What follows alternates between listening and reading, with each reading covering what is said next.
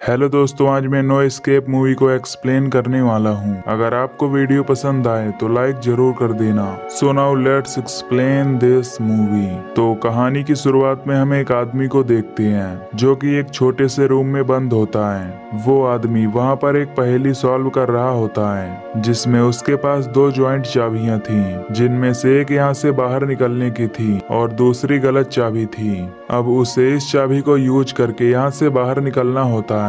इसके बाद वो आदमी एक चाबी को उस बॉक्स में लगाकर जैसे ही घुमाता है तभी उसकी उंगली में एक कांटा चुभ जाता है और वो दर्द से करा उठता है और नीचे गिर जाता है। तभी उसकी बॉडी में अजीब सी बीमारी होने लगती है और उसे लकवा लग जाता है, जिससे उसकी वहीं पर मौत हो जाती है। अब ये सब हरकतें एक आदमी अपने रूम में बैठकर देख रहा होता है। साथ ही उसने स्क्रीन पर क्रिस्टन नाम की लड़की का प्रोफाइल ओपन किया होता है, जिससे हमें पता चलता है कि उसका अगला टारगेट क्रिस्टन है। खैर, इसके बाद हम टायलर को देखते हैं जो अपनी गर्लफ्रेंड क्रिस्टन के साथ एक रेस्टोरेंट में जा रहा होता है, क्योंकि आज टायलर का बर्थडे था, इसलिए उसने रेस्टोरेंट में अपने सभी फ्रेंड्स को भी इनवाइट किया था। अब उस रेस्टोरेंट में हम टायलर की बहन टैबी को देखते हैं जो अपने बॉयफ्रेंड कॉनरैड के साथ आई हुई थी। साथ ही वहाँ नताशा और उसका हस्बैंड एंडरसन और हेडली भी आए थे। वो सभी आपस में बातें करने लगते हैं। वहीं नताशा बीच बीच में टायलर को इशारे करने लगती है क्योंकि वो उसे काफी पसंद करती थी। तभी कुछ देर बाद क्रिस्टन टायलर को एस्केप रूम का टिकट देकर उन्हें सरप्राइज देती है। फिर क्रिस्टन उनसे कहती है कि उन्हें एक रूम में बंद किया जाएगा और वहां से बाहर आने के लिए उन्हें 1 घंटे में एक पहेली सुलझानी होगी। उन सभी को भी ये गेम अच्छा लगता है, इसलिए वो इसे खेलने के लिए रेडी हो जाते हैं। तभी हेडली भी इस गेम में शामिल होने के लिए कहती है, लेकिन क्रिस्टन कहती है कि बिना टिकट के तुम अंदर नहीं आ सकती हो क्योंकि मेरे पास केवल 6 टिकट ही हैं। खैर, अब हेडली वहां से दूसरे पार्टी में खेलने के लिए चली जाती है। इधर क्रिस्टन सभी के वॉलेट, फोन्स और घड़ियों को गेम के अकॉर्डिंग एक बॉक्स में रख देती है। तभी एंडरसन उससे पूछता है कि तुम्हें इस गेम के बारे में कैसे पता चला। ये सुनकर क्रिस्टन उसे एक बॉक्स दिखाती है जिसे उसके पास किसी अनजान आदमी ने भेजा था। उस बॉक्स में वही गेम लिखा हुआ था, जिस पर क्लिक करने के बाद एक वेबसाइट का नाम ओपन होता है और उसी वेबसाइट से क्रिस्टन ने वो टिकट बुक किए थे, क्योंकि एस्केप रूम के बारे में उसे कहीं से पता नहीं चल सकता था। अब ये सब अपने रूम में जाते हैं जहाँ क्रिस्टन सभी की आंखों पर एक पट्टी बांध देती है। फिर वो सभी एक दूसरे का हाथ पकड़कर आगे बढ़ते हैं। इसके कुछ देर बाद जब टायलर अपनी भी हटाता है तो वो खुद को एक रूम में अकेला पाता है। यहाँ उसे बहुत सारे पेपर्स, घड़ियां और टीवी दिखाई देती है। दूसरी तरफ नताशा और एंडरसन एक दूसरे रूम में होते हैं और उनके हाथ धागों से बंधे हुए थे। वहीं टैबी और कॉनरैड किसी लैब वाले रूम में होते हैं जहां कॉनरैड के पैंट में एक लॉक लगा हुआ था। इधर नताशा और एंडरसन किसी तरह करके उस धागे को खोल लेते हैं। इन्हें लगता है कि ये सब एक गेम है, पर वो आदमी इन सब की हरकतों को कैमरे से देख रहा होता है। तभी टायलर को एक लोहे का दरवाजा दिखता है जिसमें एक कॉम्बिनेशन लॉक लगा होता है। जब वो उस दरवाजे के पास जाता है तो उसमें लगा एक छोटा सा हिस्सा अपने आप खुल जाता है और तभी उसे दूसरी तरफ नताशा और एंडरसन दिखाई देते हैं। फिर टायलर उनसे पूछता है कि तुम्हारे रूम में कोई चाबी है जिससे कि ये डोर खुल सके। इस पर एंडरसन कहता है कि यहाँ कोई चाबी नहीं है, बल्कि यहाँ कुछ सामान और दीवार पर लगी कुछ पुरानी घड़ियां हैं। अब टायलर अपना दिमाग लगाता है और एंडरसन से पूछता है कि उन घड़ियों के कांटे किस नंबर पर रुके हैं। फिर एंडरसन के बताने पर वो उन नंबर के कॉम्बिनेशन को उस डोर पर लगाता है और वो डोर तुरंत खुल जाता है। साथ ही नताशा को उसके अंदर एक चाबी मिलती है जो उनके हाथों में लगे हैंड कफ की थी। वहीं एंडरसन को टेबल पर एक चाबी वाला कार्ड मिलता है तो वो उसे अपने पास रख लेता है और उनसे कहता है कि ये क्लू हो सकता है। टायलर को इस गेम में काफी मजा आ रहा था क्योंकि वो एक एक करके उन सारी पहेलियों को सुलझा रहा था। इसी बीच नताशा को दीवार पर 4 जानवरों के पेंटिंग्स दिखाई देती हैं। फिर जब टायलर उनमें से एक पेंटिंग को हटाकर देखता है तो उसके पीछे एक सिंबल होता है। तभी नताशा इन्हें एक 9 लेटर का वर्ड बताता है जिससे वो लॉक खुल जाता है। पर टैबी और कॉनरैड दूसरे रूम में चले गए थे।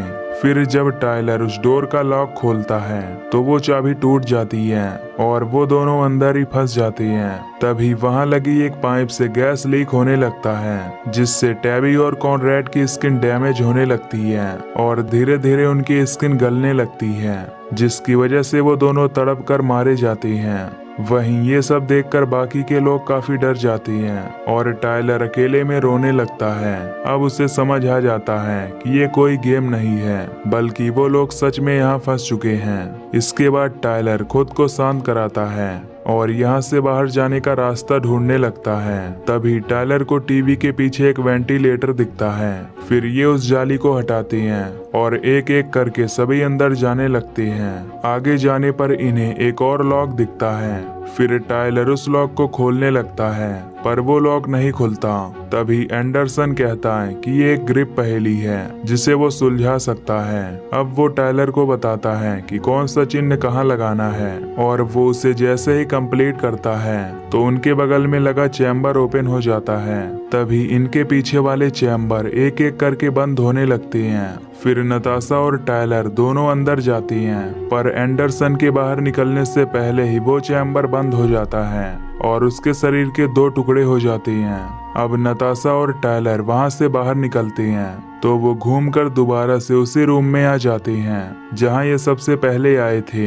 ये सब देखकर टायलर काफी परेशान हो जाता है।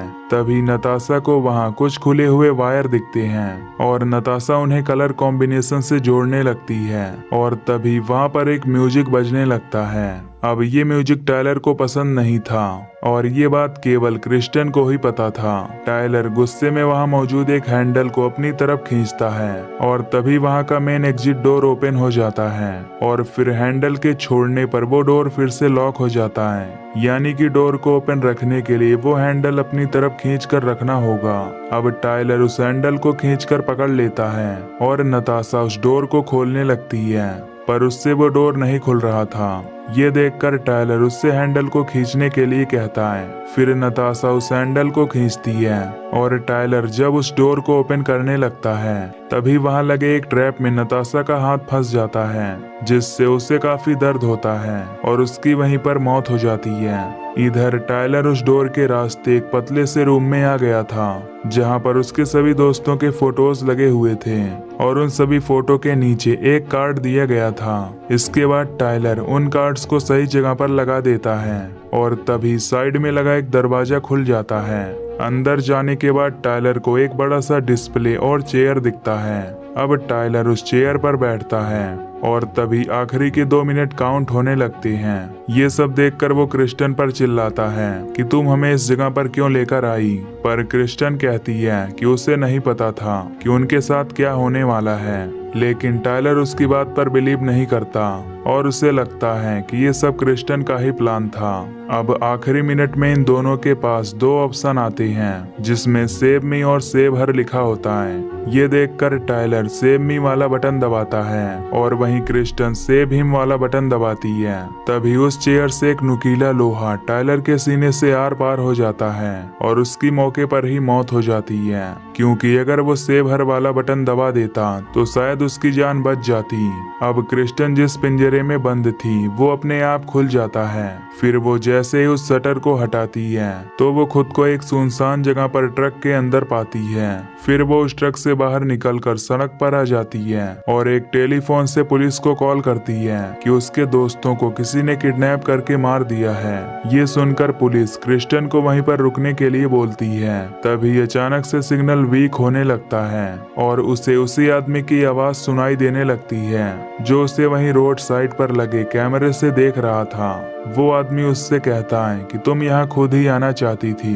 दरअसल क्रिस्टन ने खुद अपने दोस्तों से अलग होकर खुद को पिंजरे में बंद किया था। खैर अब वो आदमी जहाँ बैठा था वहाँ हमें दूसरे लोगों के भी फुटेज दिखाई देते हैं जो मास्क पहनकर इस गेम को एंजॉय कर रहे थे। और आखिर में वो आदमी क्रिस्टन से कहता है कि पुलिस से सब कुछ सच सच बता देना और फोन काट देता है। तभी क्रिस्टन यहीं बेहोश हो जाती है और ये मूवी यहीं पर एंड हो जाती है। तो दोस्तों, अगर आपको ये एक्सप्लेनेशन पसंद आई हो तो वीडियो को लाइक और चैनल को सब्सक्राइब कर देना। बाकी मैं मिलूंगा आपसे न्यू वीडियो में। Till then take care, love you, bye.